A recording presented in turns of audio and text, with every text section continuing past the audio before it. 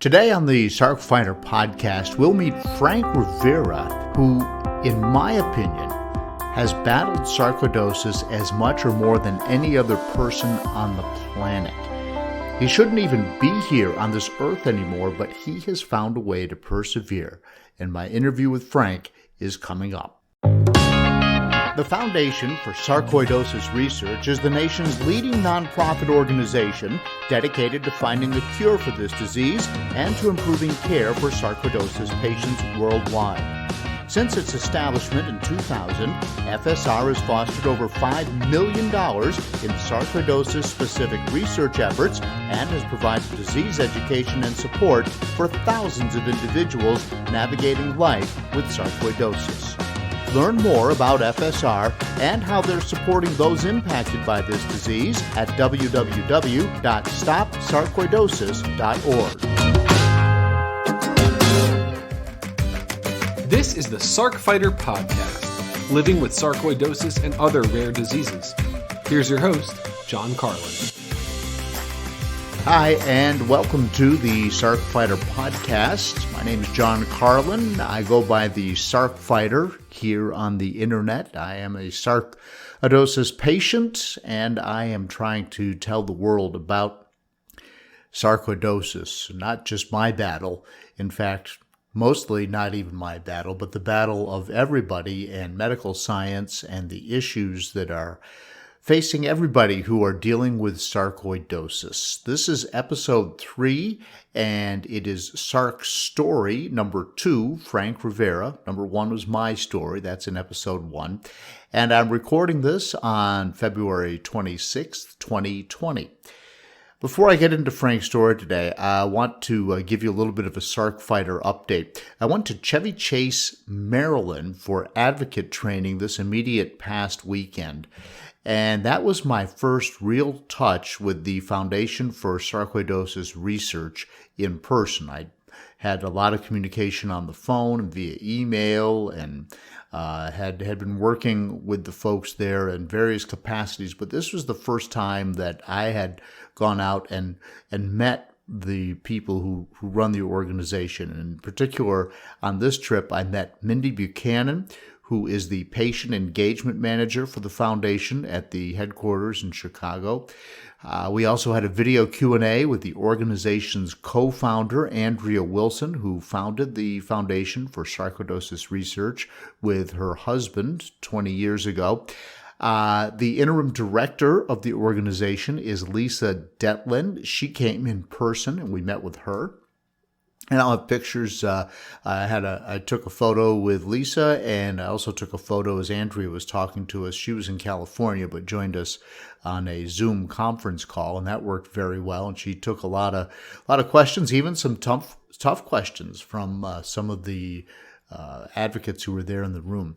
So all of this will be on the Sarc Fighter Facebook page, the Instagram account, and so forth. So, but the most important thing for me really at this event was meeting my fellow sarcoidosis patients. In fact, I recorded 6 interviews for future podcasts while I was there. I heard literally some amazing stories. It blew my mind. One person said that she was sent home to die, but she's still with us. They had her down. They thought she needed a lung transplant, and the insurance company wouldn't approve it. That'll be a story that's coming up. She has lost vision in one eye, and it's quite a story. But then of course Frank, whose interview is coming up today, but he was given 2 months to live, and that was 2 years ago. And somehow he's found a way to fight through it, and he's not just surviving, he's thriving. And you'll hear about that in the interview coming up in just a little bit. But some of these people have paid caregivers. They almost all of them started out like me with a misdiagnosis. It seems like that's the starting point for everybody with sarcoidosis. Does that sound familiar to you? These folks have had frustrations with doctors. Does that sound familiar? They've had troubles with medications. Yeah, we can pretty much all check that box. And I'm guessing, if you're listening to this, that's probably the reason why. And that's why I wanted to reach out and talk to people, because it's clearly a situation where we're all going through this. And maybe if we can hear other people's trials and tribulations, we won't feel so alone with all of it. But what's great about all these people that I interviewed and all these people were in the seminars with me is that a lot of them are doing fundraisers. They are working as hard as they can to either raise money or raise awareness, in most cases both, for sarcoidosis. They are doing walks. They're doing billboards. There was even one in Times Square, New York City. And the other thing I heard was, especially from people who've had sarcoidosis for a long time, is that it's so much better today than it was 10 or 15 or 20 years ago when nobody knew about it, including the medical community. Doctors knew almost nothing about sarcoidosis, or if they did, there was the ones who did were few and far between, so it was really hard to find a doctor. So we know things are improving, but we also know that we have a long way to go.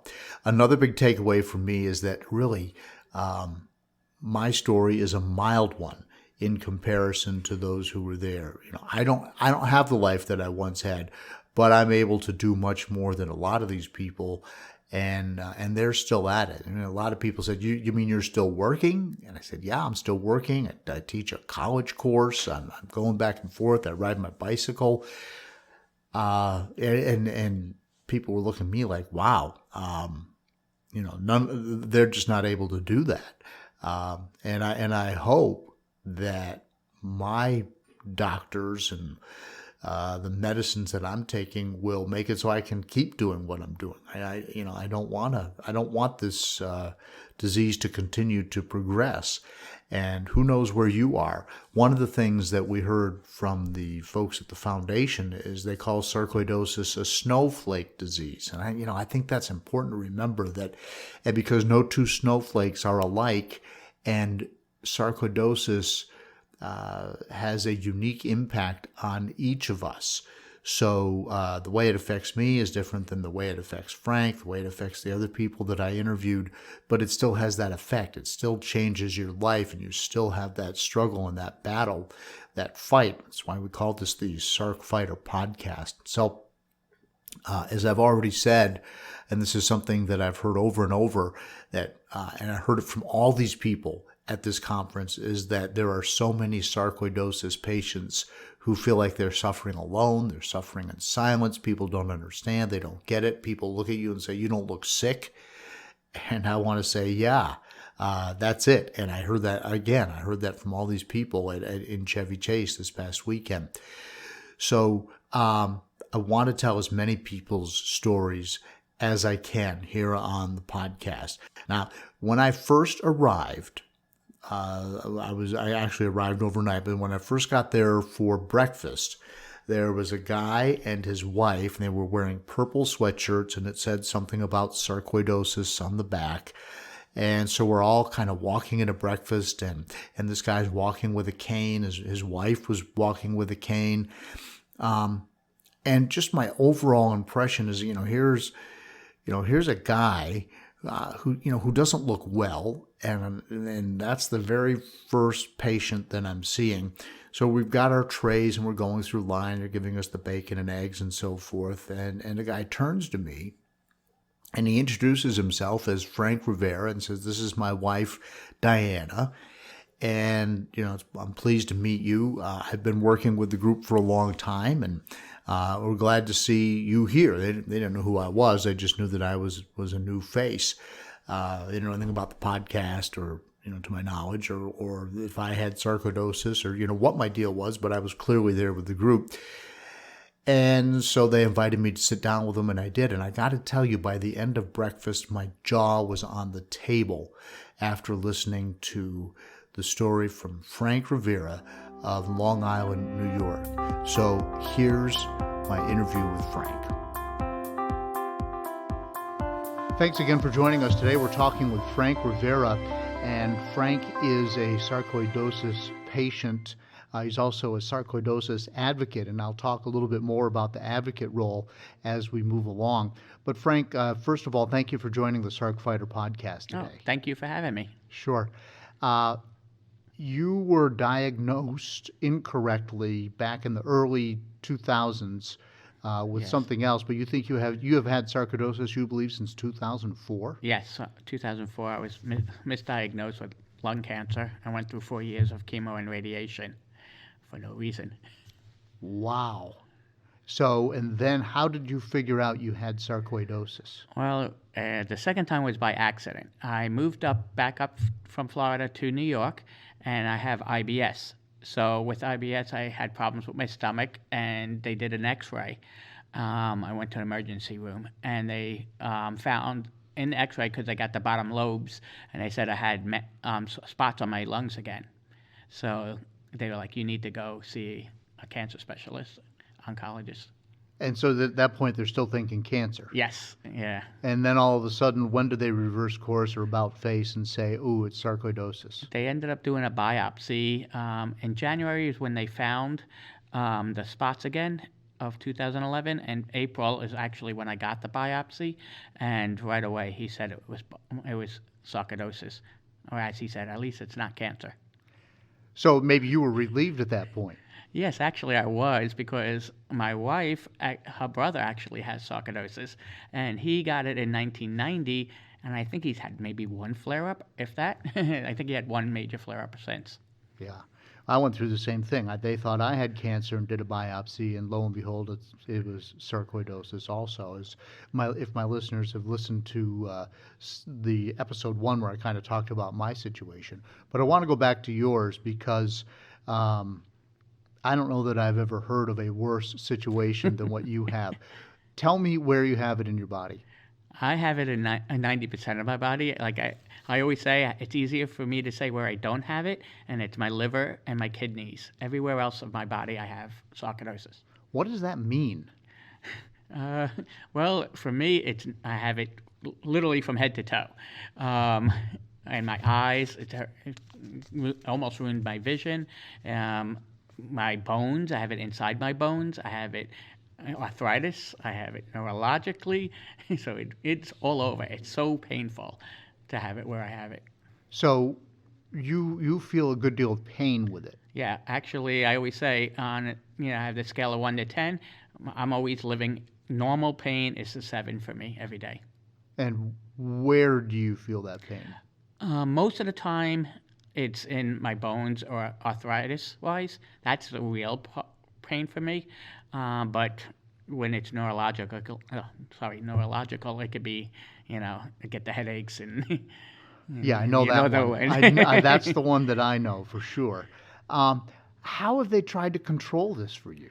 We've tried almost every type of medicine that you could name. I mean, I've done all IVIGs, Remicades, methotrexates, you name it. I probably have tried it. They actually told me they didn't have that many more drugs for me at this point. You got a really severe diagnosis a couple of years ago. Tell our listeners about that. Yeah. Well, 2 years ago, I have Parkinson's also. So Parkinson's and sarcoidosis, as my doctor says, they're fighting for turf over my brain. So I was memory problems.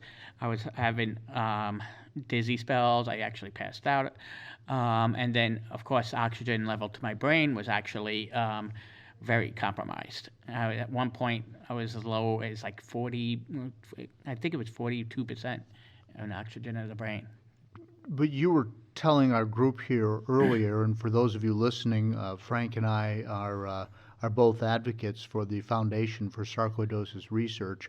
I'm a newbie. This is my very first meeting. He's one of the original guys, and we were talking in a group session earlier. But you said that you didn't even expect to be alive right now. Yeah, actually 2 years ago, April will be, 2 years April, they told me I had a couple of months to live. Because the oxygen just wasn't getting to my brain. And the vessels that I have, they were closing up. the vessels go into the brain, but they couldn't do surgery because my white blood cell count is extremely high. I mean, normal high is 5,000. Well, mine's at 30,000, which is like, most of my doctors are like, that's unheard of.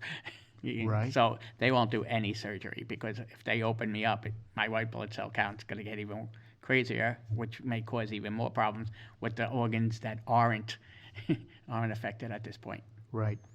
Now, I've told the listeners to the Sarc Fighter podcast that I'm active, I'm a runner, and how sad it is for me because I can't, I'm making fun of myself right now because I can't do what I used to like to be able to do. I was a recreational runner. Yeah, I ran some marathons and, I was okay for a mid-pack guy. Mm-hmm. You used to be a runner and you were really good. Yeah, I all through high school, I actually was on the varsity team in 8th grade.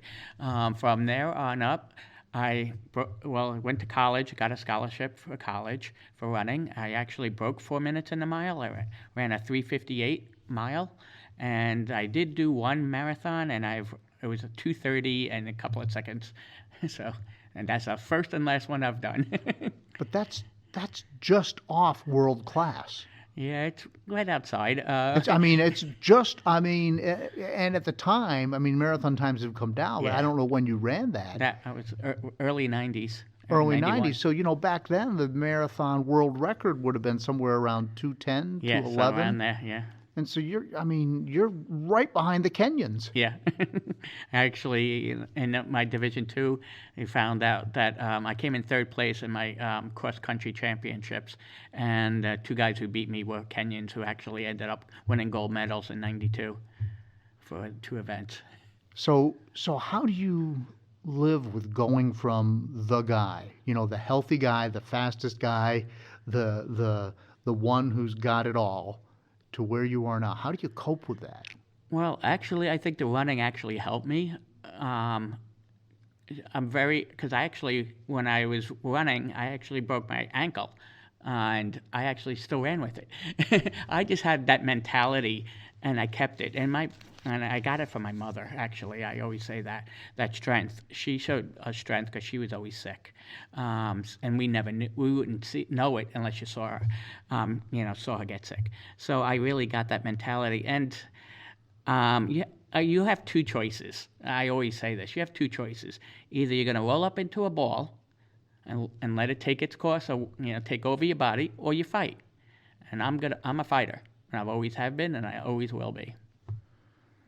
And that's me too. Yeah. All right. I the same mentality. Mm-hmm. And what frustrates me, and I'm curious about your thoughts on this, what frustrates me is that there is no amount of due diligence that I can do to fix my situation.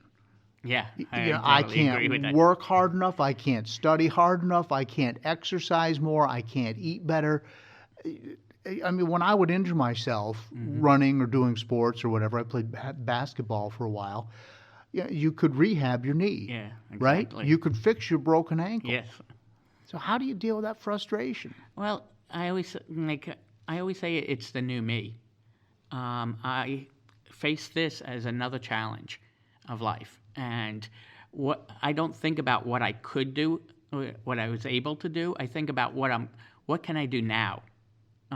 What kind of challenge can I take on now? It may not be, running a marathon, but it may be doing my advocacy. That really has saved my life, because I'm on disability. And when you sit home and do nothing, that's when everything bad happens. That's harder for you, sitting home and doing nothing? I can't do that. So that's why I do my advocacy as much as possible. Netflix all day, that's not good enough for you? Nah, no? I don't like it. I can do it for a couple hours at a time or not. Mm-hmm. And I want to get into your advocacy a little bit because it's significant. But you've written a book called Walking in Silent Pain. And it's only out, it's just recently been published, yes, on right? the 12th of February, yes. Oh, so just published. What is it today, the 22nd? So 10 days. Yeah. Yeah, I'm talking to you on February 22nd, the year 2020, if you're listening to back episodes of this podcast. Why do you call it Walking in Silent Pain? not just about the sarcoidosis being invisible, because it is an invisible disease, but this is about my life from being a child to now. I actually, when I was 5, I had leukemia. I missed 4 years of school. So there was always challenges in my life. So, and it's not just physical challenges, there are also emotional challenges, and a lot of that isn't seen. A lot of times, I always, like in the book, I quote "Tears of a Clown," the song, because I'm always smiling on the outside. Everybody always sees me smiling, but if they knew like how much pain I was in, they wouldn't be smiling. I know that song actually. Yeah. You're probably a baby boomer just like me. So, what will people see if they read the book? How will that either help them understand somebody with sarcoidosis, or if they have sarcoidosis, how will that help them understand and comprehend what they're up against? Well, for me, the book is really about strength and how you can face adversity and overcome it. Like I said, 2 years ago, I was deemed terminal. My mother always said you never had a toe tag on you or an expiration date. So when the doctor said that to me, I was like, well, that's your opinion. And I knew that I just felt like I wouldn't. I mean, granted, in the beginning, when I went through a whole grieving stage and everything. You must have, yeah. Sure. But after a while, I'm like, you know what? I'm not ready. I thought I was, but I was not. I realized I'm not ready. I have too much to do. And I have my wife. I have my daughter. She's 17, so, I want to see her go to the prom. I want to see her go, get married. So I just plan on being there. Yeah, well, good for you. I've got grand twins on the way soon, and that's one of the things that just tells me I've got to get up and I've got to go to work, and I've just got to do whatever I can to make my body strong enough to try and fight this. And don't get me wrong about one thing, is I'm not always strong. And that's another reason why it's the walking in silent pain, because the mental aspect of, I see a counselor once a week, and she saved my life, literally saved my life, because I called her up and told her I was going to commit suicide in 2015. I went to a 72-hour watch. Without that and my wife and my daughter, I don't know if I would be here. So wow. Yeah. So wow. So that's why I work on the mentality part of it just as much as I work on the physical part. 2015. I'm curious because there are certain drugs that we take for sarcoidosis that can cause those suicidal tendencies, aside from just feeling like it's hopeless. Were you on any particular drug that you might attribute that to at that time? No, actually, it was me being told that there wasn't any other drugs, and that you're just going to have to deal with your pain, is basically what the doctors were saying to me at the point. So when they told you that you had 2 months to live, and then it's been 2 months and 1 day, and you wake up in the morning and you're still here, did you have like a party? Did you have a big breakfast that morning? Well, actually, the one I celebrated the most was the 1 year. It wasn't like, it was more my own celebration for me. I just wanted, it made me feel so happy just to know that, like I always say now, I take every day is a blessing, of course. But I didn't have to party or anything. It was just one of those days where I was like, wow, a year ago, that was it. They told me I was gone, and so I just had, just myself. It was just self-satisfying. And here you are still. Yes, exactly. And 2 years, April 6th was when I was told. Wow. Okay. So this coming April will be 2 years, yes, or that'll be 3 years?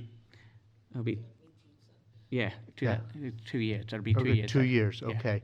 So you walk with a cane now. Yes. So here's this guy that ran a sub 4-minute mile, which is amazing. Thank you. I mean, just amazing as a runner who understands how difficult that is. I'm just in awe of that. But you walk with a cane.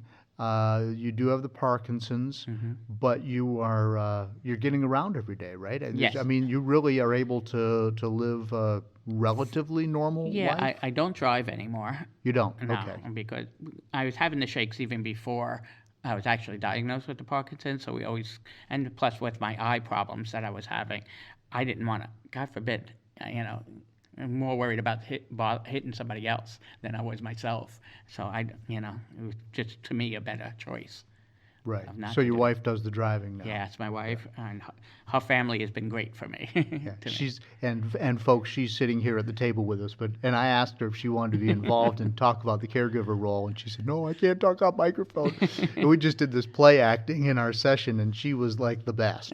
So, but Diana doesn't want to talk, so that's okay. She's she's with me for everything. She married me knowing I had sarcoidosis. Wow. So that in itself is amazing. And I had surgery before we even got married. One of my very first surgery was before we got married. And you've had multiple surgeries? Yeah, I've had 8 surgeries. Yeah, mostly an abdomen, and I've had 3 hernia surgeries. I had a hole in my colon. I had the colostomy bag, and then it changed, reversal. Yeah, so. And all of that related either to sarcoidosis or the treatment or the for side effects, or the side effects from the medicines, which I've talked about chapter and verse. Have you been on prednisone? Yeah, I'm not on it anymore. Actually, my doctor is trying to keep me off of it from now on, because I unfortunately I was on 40 milligrams or more for 2 years straight, and that has the side effects of that really caused a lot of problems. So now if I go on it, it's 5 milligrams or no more than 10. Yeah, I was on 80 milligrams for months, and you did not want to be around me. Yeah, exactly. So, and I don't know how you were, but we're going to do a whole podcast just on prednisone. Oh yeah. Some of the people here with the foundation said, "Oh, we've got a doctor, and he's got a great talk about prednisone." I can't say enough bad things about prednisone. Yes. But we're going to continue to talk, folks. We're talking with Frank Rivera from Long Island, New York, and he is discussing his severe case of sarcoidosis. So, Frank, you have started a walk or a run? I'm actually on my 6th walk. Okay. I did 3 5K runs. But I found out that the walks are actually more profitable. Really? Yeah, okay. Because you have to pay for the timer for Right. the runner. Right. And the walk, they walk whatever pace they want to do. Right. And our walk is more of a event. It's not just the walk itself. Because we do raffles. We have, like this year, we're having my daughter's in School of Rock. The School of Rock band is going to play. So I like people just to come and learn, to raise awareness. They don't have to do the walk. If they want to just come and listen to what we have to say, that means a lot to us. We want to be heard. And I want people to know that it is, even though it is a rare disease per se, there are a lot more people out there than you actually know.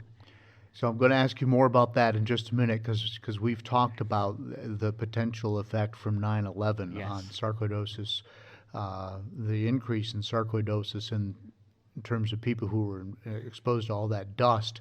But before we finish talking about your walk, how many people would you have for a normal turnout? walk, we've had averages around 200 or so. Yeah, 200 people. That's But great. We moved it to Stony Brook University in Long Island, and they're actually trying to push for 1,000 people, which would be like, oh my God. That would be incredible. Yeah. And can you share your fundraising dollar amounts? Well, what we're going to do is actually part of the proceeds are going to go to FSR, the Foundation for Sarcoidosis Research, and then the other part of the proceeds are actually going to the 9/11 World Trade Center Wellness Program that Stony Brook just started last year. All right. Now, Because we talk about the cause of sarcoidosis, and doctors talk about how they don't know what causes it. And some people think it's hereditary, and some people think it's in your DNA, and some people think it's something that you inhale. Well, they know, like, I know that they know what accelerates it, because you have to have it in your body. Otherwise, everybody would be getting it, like at 9/11. Not everybody is getting sarcoidosis there, and they all dealt with the heavy dust. So I feel you have to have something genetic in your body. But you told me at breakfast this morning but a huge amount of people, in terms of percentages of the population, who were involved in 9/11 in one way or another, or who were close to that dust, have sarcoidosis. Actually, right now, the main hospital right now is Mount Sinai, that deals with the 9/11 first responders, which is in Manhattan. They jumped up from, in 2001, they had 1,500 patients, and now they have over 20,000 patients, and they get 80 new patients a month. With sarcoidosis? Yes, this is just all sarcoidosis patients. Is it all lung patients? Not all, but they get, the skin, majority of which, 90% are lung. Right. That's kind of consistent with how sarcoidosis hits the general population. Yes, exactly. Most of them are lung folks, and then we've got people like you who have it everywhere, and people like me who have it just on their nervous system. That I know of. For me, the chemo and radiation that I did get for the cancer, the chemo actually helped the masses not grow, but it also excited my white blood cell count, which excited the sarcoidosis. So by the time 2011, I already had it in 75% of my body by the time I got diagnosed. So in addition to the pain that you have every day, do you have digestive issues? Oh yeah, I have really bad there's a lot of foods I can't eat now. I never had diverticulosis, but now I do. Like I said, the gallbladder, I had that removed. I had a foot of my colon removed. So yeah, it affected me digestively. It's really hard because, you want to eat, and every time I eat, it's a lot of stuff I can't eat anymore. What do you tell people when they ask you what you have? What is the easiest way? I just tell them that the easiest way to describe it, I say, is we have overactive cells that clump up together, form masses throughout the body, and literally from head to toe, and it's a very painful disease. That's a very quick synopsis of way because if you go into the granulomas and they're like, what? and has anybody ever heard of sarcoidosis? Not many, but it's weird. In my area, I live in Suffolk County, is the county I live in. The Suffolk County legislature, the head of the legislator, he became his name is Dr. Spencer. He became a doctor because his mom had sarcoidosis. And then there's one lady who's also in the legislature, her mother-in-law died of sarcoidosis. And then there's a gentleman there who has sarcoidosis. Now all three are legislators. What's the odds of that? So you didn't have any trouble getting them to make April yeah, exactly. Sarcoidosis Awareness Month in Suffolk County, right? That was the easiest one. Wow. But you do those kinds of things. What other kind of outreach do you do? Well, what I did is when I first started, I went right to the government because I'm like, we need to get help, money, funded. So I started low with my town. Got proclamation from them and continue it with them. Then I went to my county, and now we have a state, which is also, New York State is continuous. April is Sarcoidosis Awareness Month. Then I actually did go to my representative and to my Senator Schumer and Representative Zeldin, but they actually did put it out to the floor. But that was right when the whole went 2016. So the whole everything was getting changed. So nobody wanted to. Unfortunately, our disease doesn't care if you're Republican or Democrat, but it still doesn't matter to them. No Republican wanted to sign with Schumer, and no Democrat wanted to, because Zeldin's a Republican. Nobody wanted to co-sponsor, and it was it got lost. Yeah, politics Yeah. is politics, and doesn't matter what the topic is. Exactly.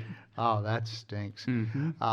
Well, good luck with getting that through. But so you go to the local governments, you get the proclamations made, you do the run, you do the Yeah. fundraising. You're wearing a shirt that says Sarcoidosis Long Island. Is that a group that you started? Sarcoidosis Yes, yeah, of that's Long Island? Yeah, I have a nonprofit organization for 501c3. 501c3. Yes, Really? yes. And so you raise money, you put it in that, and you. Yeah, but like I said, most of my money actually goes to Foundation Sarcoidosis Research. Right. For me, we don't do huge events or stuff like that, but we try to. My whole goal is really to raise the awareness, and especially with the government, the whole NIH funding us. We were getting, like she said, no money from the NIH. And I was like, how can that happen? How can you not get a penny?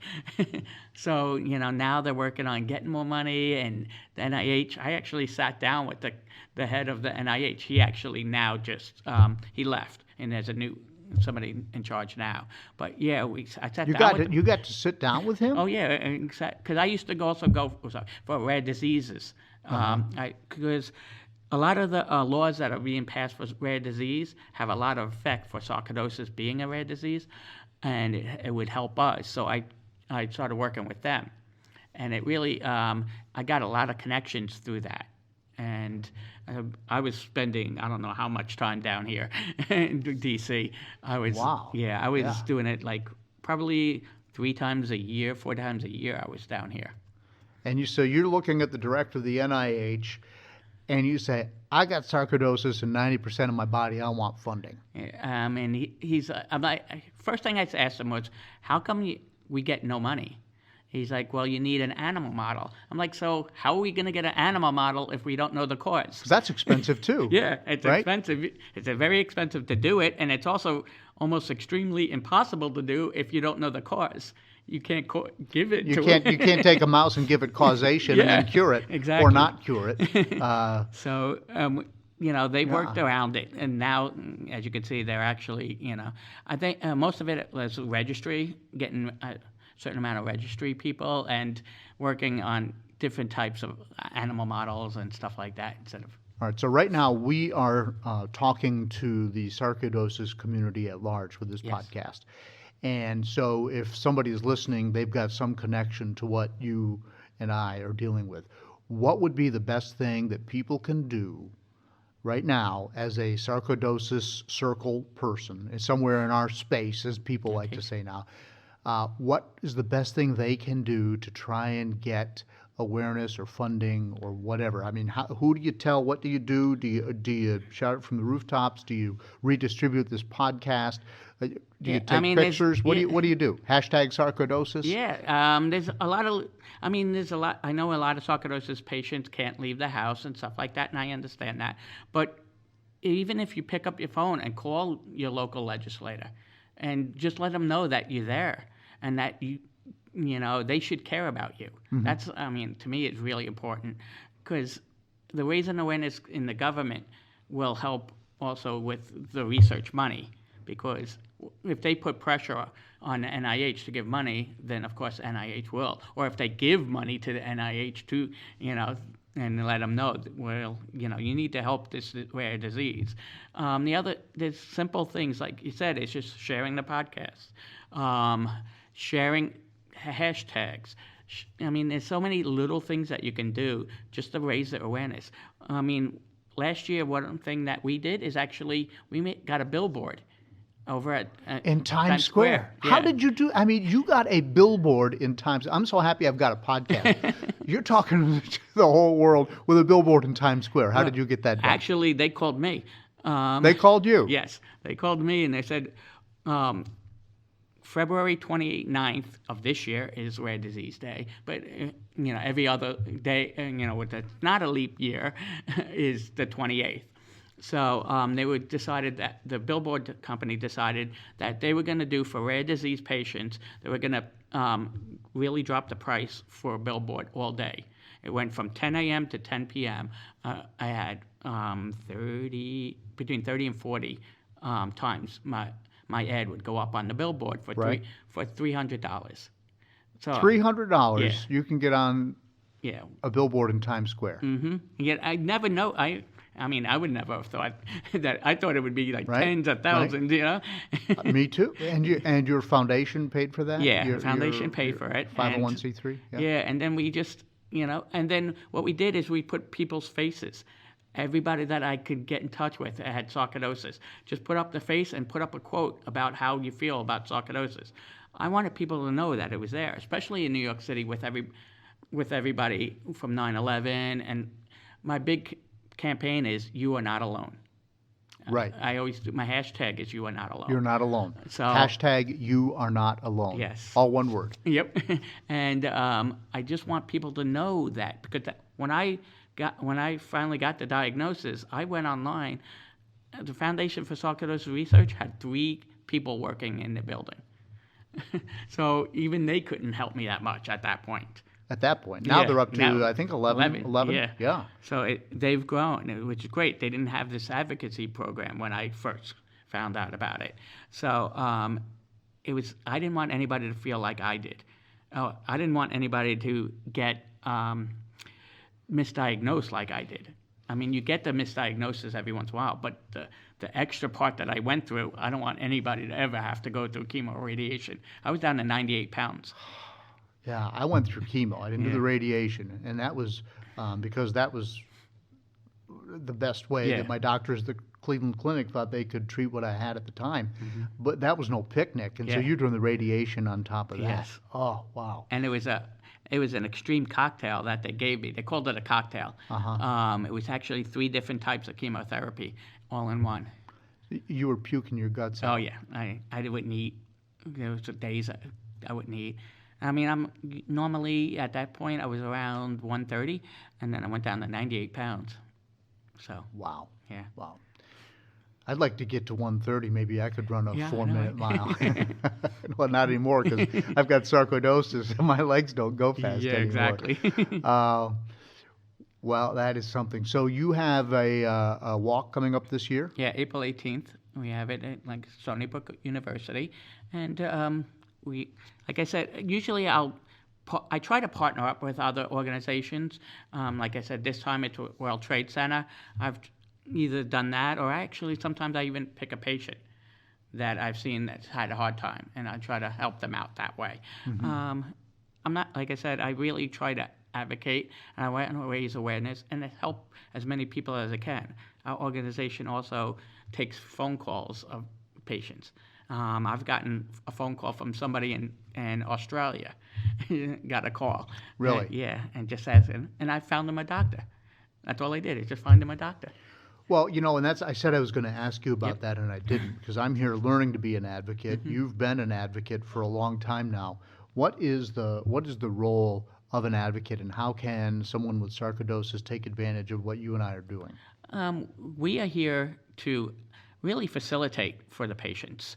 That's one of our main goals, is to, like I said, you're not alone. We want them to know that there is somebody there, because it is a very lonely disease, and it's not that many doctors will be able to handle, and to find a doctor is even harder.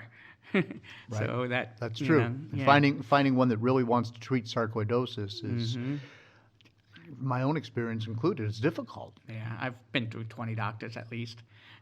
Holy cow. Holy cow. Yeah, just last month I had to drop my cardiologist. Man. So, but you mentioned something about being alone, and that's something that I've mentioned in all of my podcasts so far. When I went on TV and told people why I looked the way I did, which was because I was taking prednisone, and viewers were emailing in and saying, "What is wrong with you? You don't look like John Carlin anymore." And then I said, "Well, I have sarcoidosis," and we did like a 3-minute segment on it, and my co-anchor interviewed me. Thank you, Lindsay. And then people started coming out of the woodwork. I don't know anybody else who has it. I didn't know there was anybody else. Thank you for talking about sarcoidosis, because, and you, without the benefit of being on television, are hearing and knowing the same thing. That there's those people suffering alone. Yeah, it's a lot of people. To me, it's like if I help one person a day, my mission in life is, is I always say one person a day is what I'm looking to do. And if I can inspire, if I can help them find a doctor, it's one thing I haven't talked with you about is in the last 2 years, I know of 80 sarcoidosis patients who have passed, whether it be from sarcoidosis itself or a side effect of sarcoidosis. And out of those 80, 18 committed suicide. Really? Yeah. So that's why I always push the mental part of it, and I started my own sarcoidosis online support group meetings online. So anybody throughout the United States and in Europe, anywhere in the world can join. If I'm listening right now, how do I find that? How do I join it? Okay.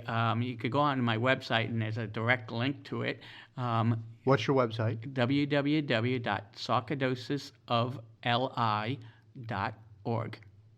And people go there and they find a link and then they it's can right join. On the very first page. It'll talk to you. And it's first Tuesday and the third Thursday of every month. So we have 2 a month. And so when you join that, are you typing back and forth? Are you doing video conferencing? Or what are you doing? We can fit up to 151 webcams and then unlimited amount of phone calls.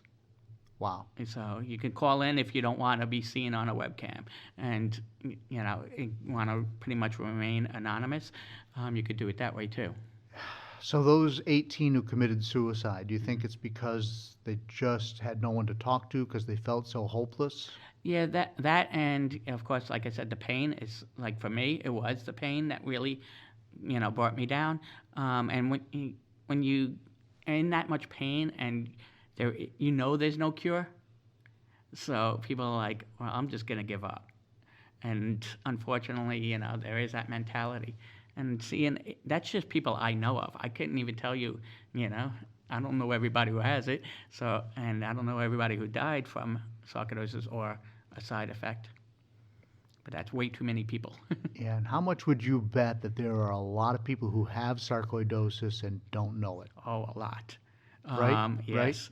Because the 9/11 first responders and survivors are just finding out now. They're just finding out now. And you're talking, that's almost 19 years now. It'll be 19 this year, and they're just finding out now that they're getting it. I've gotten calls I got 4 just last year from 9/11 first responders that just found out. You said in the meeting earlier sarcoidosis had made you a better person. Yes, I really believe that. Why? Of course, not physically, but mentally. I'm a much stronger person than I ever thought I would be. Even though I was a runner, you may say, yeah, you're strong, you ran, but mentally I'm a lot stronger. I have a goal now, too, and just I always say, I'm here to help the people who can't speak for themselves. So I have that goal. My whole organization and myself, I don't do anything for me. Like, I would rather not be in the front pages or whatever. I'd rather be in the background. In October 2016, I did a rare disease day over in Long Island, and I set the whole thing up. I did not speak once. You should. You are I did good not at this. speak once. I don't know. It took me a while. It took a lot of coaxing to get me out in front like this. Yeah. That's an odd sensation to me, the person who never met a microphone or a camera he didn't like, or a podium. But, the thing that I love about you, Frank, you got something to say. Yeah. You've got a story to tell, and you're willing to tell it. Yeah. I mean, I've learned that, like, I did did a TV, NBC Nightly News. They came to my house and did a 3-hour thing, but it was, the cost cut down to 5 minutes. But Sure. excuse me.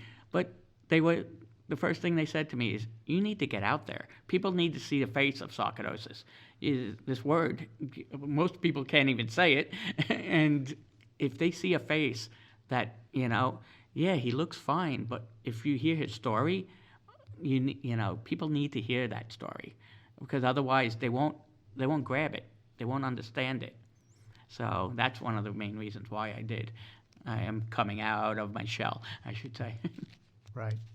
Anything else you want to add for about sarcoidosis or for sarcoidosis patients? Well, like I said, I really want you all to know you are not alone. Just because you may be in, some area that, not many people are in that area, you're still not alone. There's over 200,000 people in the United States that have sarcoidosis, and probably many more that don't even know. So you're not alone. Don't be afraid. Contact me on my website. You can contact me there, and I will help you. And if I can't, I will find somebody who will. I'm sure you will. And of course, there's always the foundation Yes, as yeah. well. Yeah, you can always contact the foundation because they will get in touch with us anyway. Right. And we're talking about the Foundation for Sarcoidosis Research. And the book, again, is Walking in Silent Pain by Frank Rivera. It's available on Amazon. Yes, and on Kindle or paperback. Got it. Well, I'm going to get myself a signed autographed copy here before I leave the conference. Thank you. Frank Rivera, thank you very much. All right, thank you.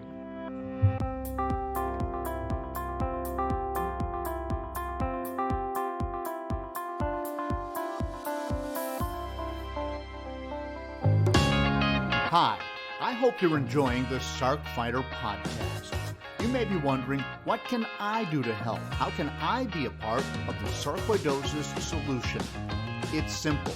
Make a donation to KISS, Kick In to Stop Sarcoidosis. 100% of the money goes to the Foundation for Sarcoidosis Research. Look for a link in the show notes of the Sarc Fighter podcast.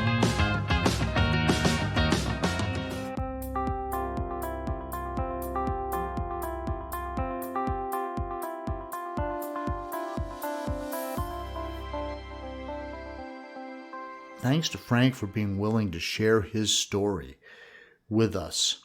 I feel like I could have talked to him for another hour. And, it's brave for someone to stand up and shout from the rooftops and tell a national audience. And Frank's been on television. I believe he's been on national television talking about his battle with sarcoidosis. And his walks and his run, and you heard him say that he's written a book. I've got it right here in front of me. It's called Walking in Silent Pain. It's available on Amazon by Frank Rivera. I got him to autograph a copy for me, and I can't wait to dig in. His walk is coming up. It'll be at Stony Brook University this year, and it's on April 18th. There's a link in the show notes. And don't forget that April is Sarcoidosis Awareness Month, and this is the 20th anniversary year for the Foundation for Sarcoidosis Research. We'll be talking about that a lot more on the podcast. I want to remind people that we have an event here in Southwest Virginia that I've put together with Carilion Clinic at the Grandin Theater on April 21st. It'll be starting in the late afternoon, I think about 5:30 at night. I may have said 7 o'clock on a previous podcast, but upon further review, I believe it's 5:30. More information will be coming up on that, and also our Facebook page will show the date and information, and also it'll be in the show notes with this podcast. And don't forget, the Foundation has summit events that are coming up. The FSR Patient Summits are in Chicago, April 3rd through the 5th, 2020, Miami, June 26th through the 28th, and in Portland, September 11th through the 13th. And I'll be talking with Maggie Hudson in an upcoming podcast soon, a little bit more about these summits and what they're all about. But there used to be more national caliber events, but they were one-day events. And this year in 2020, the foundation has decided that it was too much intake in too little time. So now they're doing fewer of them, but they're 2-day events. And they're in Chicago, Miami, and Portland, and they are spread throughout the year. I think that's going to make sense for folks. And again, we'll be talking more about that. But people who attend those summits can hear from doctors. They can, of course, meet other patients, which has been very helpful to me. and you'll be able to hear what you can do to help fight sarcoidosis. I'd like to attend at least one of these summits this year. I'm hoping I can make that work. I do have a full-time job, and I'm teaching a course at Radford University. And so that can put some constraints on my time. And wonderful news, I've got now 4 grandchildren.